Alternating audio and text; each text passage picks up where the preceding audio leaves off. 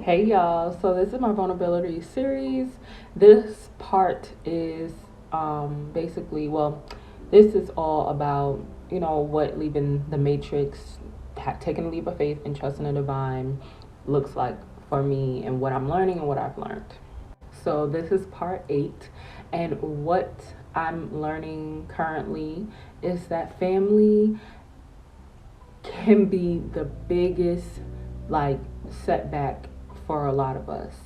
Um, Family is our biggest chains, really, holding us back because we have belief systems, and our belief systems were taught by our families who were taught by their generation before them, but of course some of us, our most of us, our belief systems didn't come from most of us. Some of us, yeah, but most of us, our belief system from our families, they weren't started out of peace. You know what I mean? A lot of them were slaves. A lot of them experienced a lot of stuff. So we weren't really taught, a certain how to be free, how to really own our power. They want to take it from us. So to expand more on how family is our biggest chains holding us back. Like I said in part 6, that I, realized that authorities were a big wound for me because of they didn't most of them didn't allow me to express myself the way that I needed to. They were already brainwashed and programmed by this system, and that carried over to my beliefs. So I just embodied certain belief systems, like, oh, I don't want to do this because it's gonna upset this person. I don't want to, just people being a people pleaser. You know what I mean? That's what that birthed.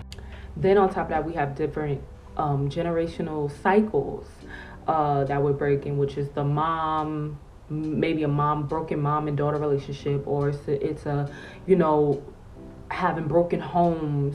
Then we have also generational curses, you know what I mean? Because maybe somebody down the line done messed up and pissed off a woman or pissed off a man, and now, baby, they done got some roots on them, and now now we all up. Like, it's crazy. It goes deep, y'all.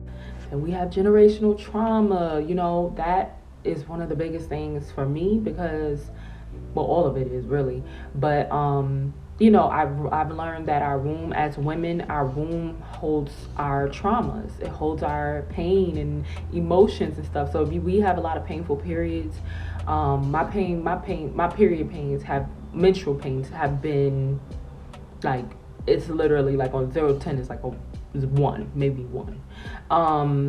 And mainly because I've been doing a lot of womb work, releasing, crying, inner child work. Because a lot of when we were in our mothers, we were already in their mothers' bodies. Like, it just keeps going. You know what I mean?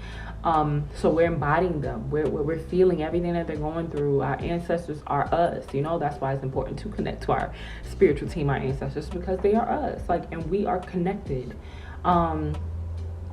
So yeah, a lot of a lot of things have happened that we weren't aware of, that has happened prior to us even being here. Is already carried on our backs. It's already in our wombs and things like that. So women, please start healing your womb. Men, start addressing what's going on in your heart and also down there as well, your reproductive organs and stuff. But mainly this, I wanted to say that family being our biggest chains and stuff, I've seen it in real time, especially, well, all over, because I'm from New York, but especially in the South. Living in the South, the family ties are so strong that and then we are, family is everything, but our soul tribe is everything too. You know what I mean? Some of our families, we have these dynamics with our families for a reason. Like, we're not supposed to continue to be with them if they don't want to come along and do the work. We're supposed to find our soul tribes. That's why we have black sheeps and things like that. We're not supposed to fit in. We're not going to, because we have a purpose and a mission. That's why I said our families didn't give us our purpose. The divine did. You know what I mean? So I say all that to say, if you aren't, you feel like you're being held back by your family's belief system or your family, you know what I mean? I would first encourage you to speak up and be yourself, be your authentic self. But then I encourage, if they don't, get it, they don't allow you to just be, they want to, no, you can't do that because people are going to think this and this and that. As soon as they say that line, people are going to think this about you. They're letting you know, like, they're talking about the system, you know what I mean? So yeah, I also recommend that you just go where you're cherished and you're loved and you're allowed to be you and you're allowed to learn and grow and make mistakes. I don't say mistakes, but learn lessons and stuff, I say everyone, I posted up a post a while back, I think it was last year, and I said, stop worshiping. If you have great parents, great, beautiful, that allow you to be you, even better. But I know as a parent now that my daughter is not mine. You know what I mean? I was just a vessel to bring her earth side, and she's here to teach me something, and I'm here to teach her something, and I'm here to support her through whatever she wants to do.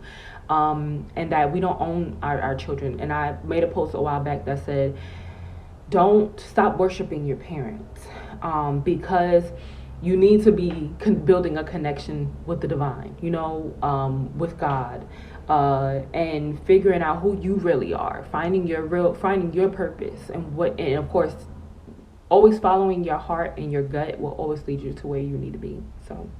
So yeah, I would highly recommend, if they aren't supporting you in that area, find your go to God, go to the divine, okay, baby? Call in your spiritual team, which is your higher self, spirit guide, your benevolent ancestors, your archangels, guardian angels, all of that, to start you helping them, using them to help you, not use like that, but allow them into your life so that they can help you bring in and guide you to where you need to be, so you can start attracting your soul tribe.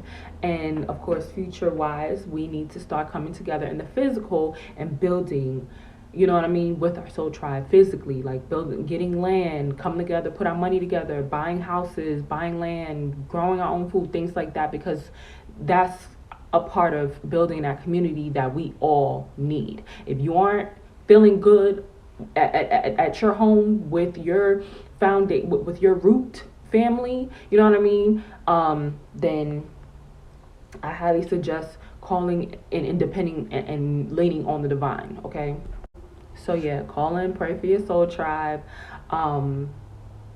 It doesn't always mean that you have to 100% disown your family, but you can love them from afar. And you can, set boundaries and ask them to respect you, respect your choices and stuff like that. And if they do, that's amazing. If they don't, then, but also some families, they know about them curses. They know about them, how to, what you speak is very powerful. So watch what they speak over your life. Make sure you're cleansing yourself. Make sure you're protecting your own self, your children, and so on and so forth. So that is the end of this series, this part. Stay tuned for part 9. Bye.